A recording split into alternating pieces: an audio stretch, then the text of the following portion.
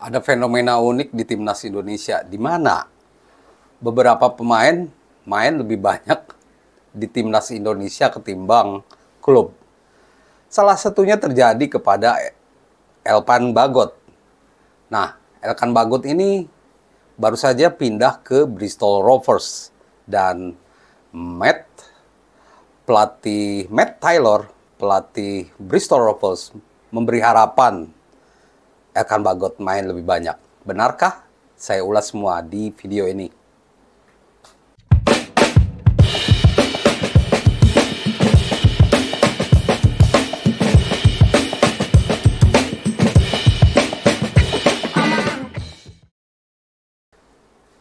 Halo teman-teman, jumpa lagi dengan saya Depri Saipullah. Terus sehat dan terus semangat. Timnas Indonesia memiliki banyak pemain belakang. Pemain belakang ini seperti overstock atau kelebihan stok di Timnas Indonesia. Dulu kita memiliki pemain-pemain yang lokal yang tangguh, seperti Victor Igbonnevo, tapi mereka satu persatu tersisih ya.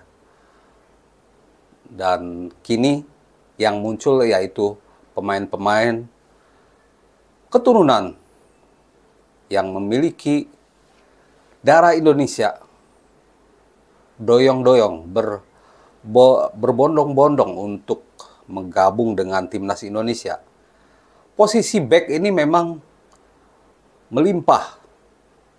Elkan Bagot harus merasakan persaingan yang sengit di lini belakang.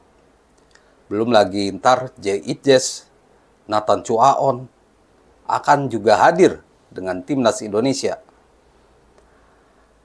Khusus Elkan Bagot, dia beruntung karena memiliki postur tubuh yang tinggi. Sejak gabung dengan Indonesia sekitar 2021 lalu, dia selalu mendapatkan kepercayaan dari Sintayong. Dia sudah main sebanyak 24 kali untuk timnas senior, dan itu menjadi kebanggaan sekaligus keanehan buat pelatih Bristol Rovers atau manajer Bristol Rovers, Matt Taylor. Dia mengaku heran mengapa Elkan Bagot lebih banyak main di timnas ketimbang di klub.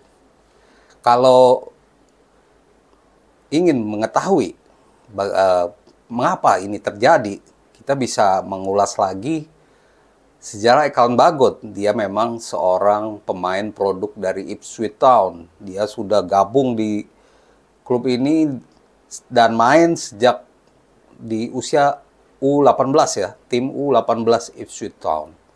Tapi Ipswich Town tak pernah memberi dia menit bermain yang banyak.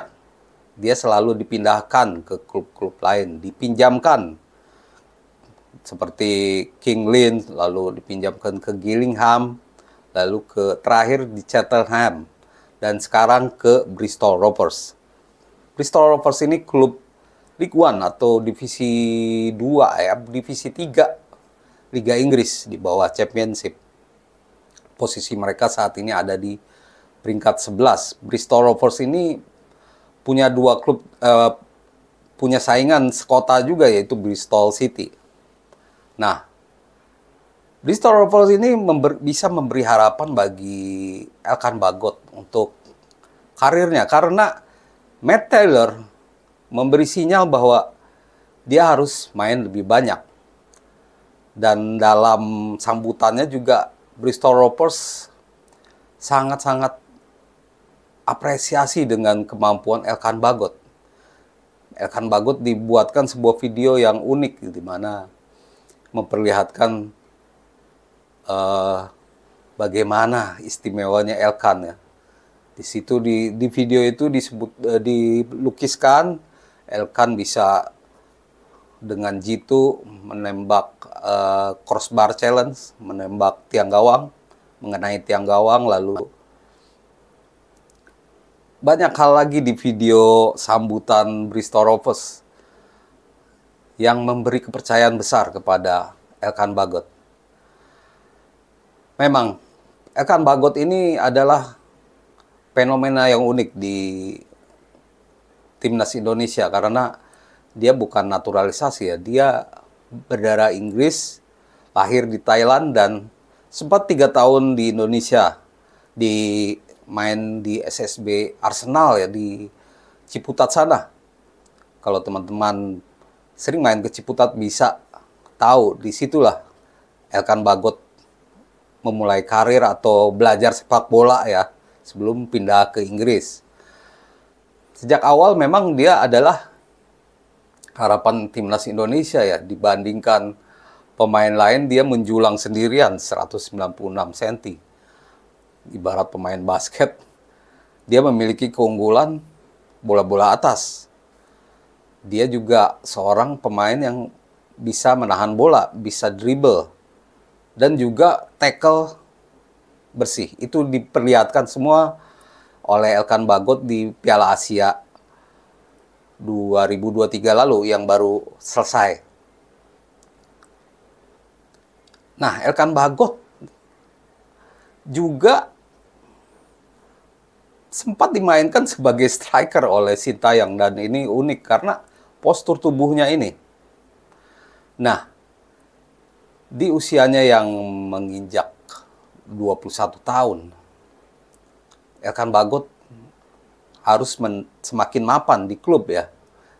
Seperti pemain-pemain lain yang saya sebutkan sebelumnya, Marcelino misalnya. Dia juga harus makin mapan. Ini sebuah keuntungan bagi timnas Indonesia kalau Elkan Bagot lebih reguler lagi main. Walaupun kontraknya hanya sampai Mei 2024. Diharapkan Elkan Bagot bisa mendapatkan kesempatan seperti saat di Gillingham. Saat itu dia bisa main 29 kali dan mencetak 3 gol. Bristol Rovers punya harapan dengan Elkan Bagot. Bahkan mereka apresiasi ini titik awal mengapa Elkan Bagot bisa punya harapan, bisa main lebih banyak. Tidak seperti saat dipinjamkan ke Cheltenham. Elkan Bagot juga bisa mengisi posisi starter. Kalau yang saya lihat di daftar starter pemain Bristol Rovers, back-backnya sudah berumur gitu ya, 36 tahun. George Friends contohnya 34 tahun. Dan Matt Taylor juga memberi sinyal bahwa Elkan Bagot bakal menjadi kekuatan di sisi kiri pertahanan Bristol Rovers. Karena Matt Taylor ini menggunakan formasi yang mirip timnas Indonesia juga, 3-4-3. Formasi yang lumayan menyerang. Dan Elkan Bagot akan mengisi posisi 3 back sejajar yang tentunya menjadi spesialisasi untuk Elkan Bagot. Kita tahu bahwa kita ada di fase penting untuk timnas Indonesia. Timnas Indonesia ada di fase-fase penting karena beberapa agenda harus dilakoni, yaitu kualifikasi Piala Dunia 2026 dan juga Piala Asia U23. Tentu kepercayaan yang diberikan oleh Bristol Rovers akan menguntungkan buat Sintayong, karena walaupun nanti mungkin ada hadir Nathan dan J.I. Jess, Sintayong tentu akan memberi kepercayaan lebih kepada Elkan Bagot kalau dia semakin banyak menit bermain dengan Bristol Rovers. Dan Bristol Rovers diharapkan benar-benar memenuhi janjinya untuk memainkan terus Elkan Bagot, karena Ligue 1 ini masih menyisakan sekitar 20 laga ya. Ada 24 tim, jadi 46 laga dalam semusim. Memang ini ajang yang seru ya, semakin divisinya semakin bawah itu semakin seru di Inggris. Dan ya memang sebagai nenek moyangnya sepak bola, jadi walaupun divisi bawah tapi persaingan tetap seru. Dan kedepannya kita berharap kita makin solid karena akan menghadapi duel-duel penting. Ada 2 kali laga melawan Vietnam dan lawan Irak dan Filipina.